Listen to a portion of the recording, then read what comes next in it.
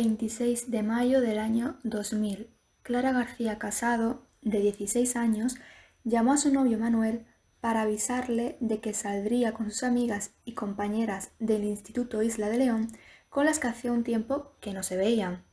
Sin embargo, a Manuel la idea no le parecía bien, ya que consideraba que sus amigas eran demasiado raras al vestir con un estilo gótico y declararse fanáticas del espiritismo.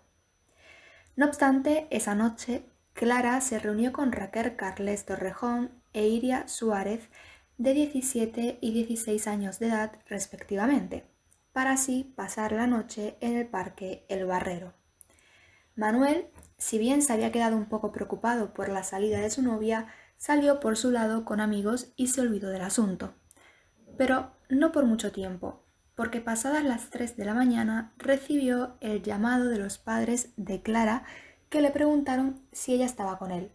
Manuel les dijo que no y les contó que ella había salido con sus viejas amigas del colegio.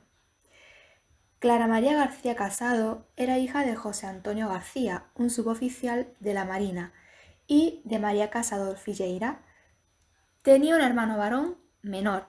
La familia vivía en San Fernando, Cádiz, España. Fue José Antonio quien a las 8:30 de la mañana del sábado 27 de mayo denunció a la policía la desaparición de su hija, luego de haber hablado con Manuel. Muy nervioso, le aclaró a los agentes que Clara jamás había dejado de ir a dormir a su casa. Era absolutamente algo inusual en ella. La policía empezó por lo obvio, entrevistando a su novio Manuel. Él repitió lo que ya había relatado a los padres, que Clara había quedado en verse con Raquel e Iria el viernes por la noche. Con estos datos, la policía se dirigió al parque. Cerca de las 2 de la tarde, encontraron el cuerpo sin vida de Clara, con aparentes signos de una violencia inusual.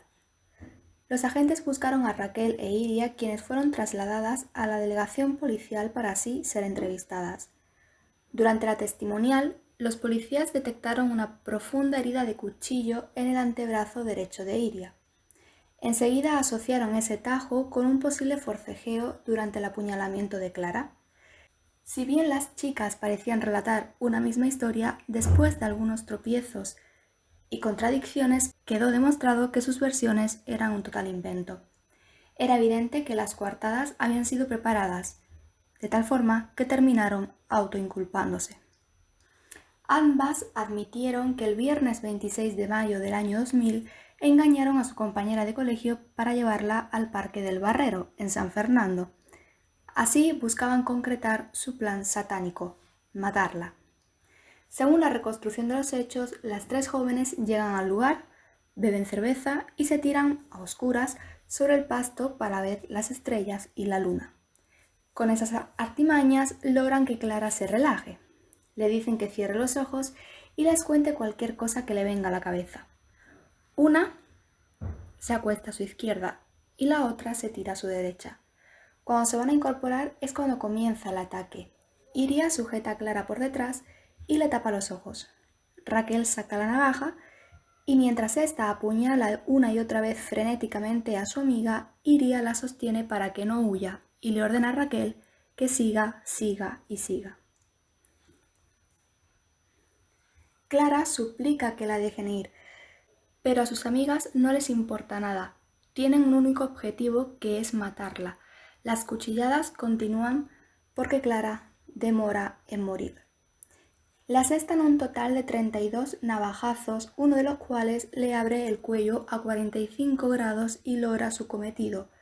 Clara muere degollada sobre el césped. Raquel e Iria dejan el cuerpo tirado y, amparadas en la oscuridad del lugar, escapan de la escena. Se van a duchar y a cambiar de ropa para salir a beber unos tragos.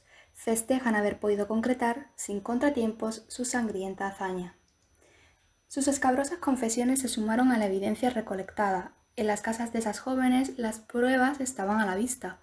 En la humilde vivienda de Raquel, los policías habían encontrado, clavada en una maceta, una navaja. El arma sería luego identificada como la usada en el crimen. También hallaron la tabla Ouija para llamar a los espíritus y más de 20 libros sobre brujería.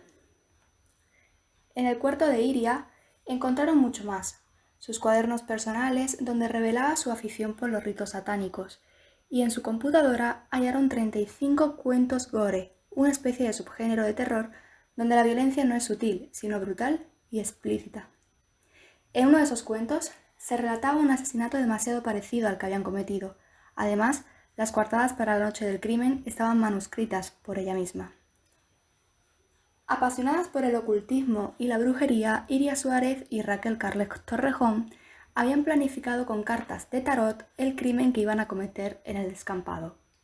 En una caja, la policía encontró que esas cartas estaban jugadas. La carta que representa a la doncella estaba desplomada bajo la carta de la luna junto a la carta de la torre. Ellas simbolizaban el brutal asesinato de Clara, que murió a la luz de la luna, y a la sombra de la torre del cuartel de infantería de San Fernando. Quienes arrestaron a Raquel e Iria estaban muy impresionados. Las chicas no habían derramado ni una sola lágrima durante su confesión. Imperturbables, habían detallado su plan. El abogado de los García Casado, José Ignacio Quintana, contó algo que le resultó especialmente perturbador. Las había escuchado canturrear, de lo más tranquilas, desde los calabozos. Las acusadas explicaron a los detectives que habían asesinado a su amiga porque querían experimentar qué se sentía exactamente cuando se hundía el cuchillo y corría la sangre. Agregaron además que pretendían de esta manera hacerse famosas. Las brujas de San Fernando, así bautizó la prensa española a las asesinas de Clara. Las cartas que las tres amigas habían intercambiado en los tiempos que precedieron al asesinato eran una radiografía perfecta de lo que estaba pasando. En ellas, las dos acusadas se quejaban de que Clara ya no salía con ellas, que ponía distancia de las brujerías y teorías satánicas que le proponían. Era cierto, Clara había dejado de verlas, se dedicaba mucho a su novio. Ya no le parecían tan interesantes sus locuras. El grupo estaba roto o atado por un delgado hilo. Eso que denominaban amistad presentaba fisuras insalvables para la psiquis de las dos adolescentes endemoniadas.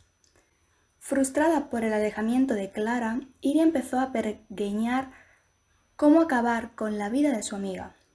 Iria escribía en su computadora, de manera oculta, los cuentos gores que haría realidad con la ayuda de Raquel. De allí se desprende también que ambas sabían que no les pasaría mucho si eran acusadas. El motivo de ello era que eran menores de edad y padecían una psicopatía. Eso fue tecleado por Iria 3 meses antes del 26 de mayo del año 2000. En marzo de 2001, las acusadas fueron las primeras condenadas bajo la ley del menor, que había entrado en vigor en España en enero del año 2001.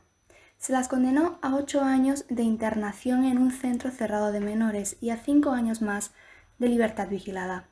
Es la máxima pena que contempla esta ley para un menor de edad acusado del delito de asesinato con premeditación y alevosía. El juez del caso consideró que ambas sabían lo que hacían, que tenían conocimiento de lo lícito y de lo ilícito, de lo moral y de lo inmoral. La polémica que despertó la aplicación en este primer caso de la nueva ley del menor estremeció a toda España. Tanto Raquel como Iria consiguieron acceder a permisos especiales antes de cumplir la mitad de su condena.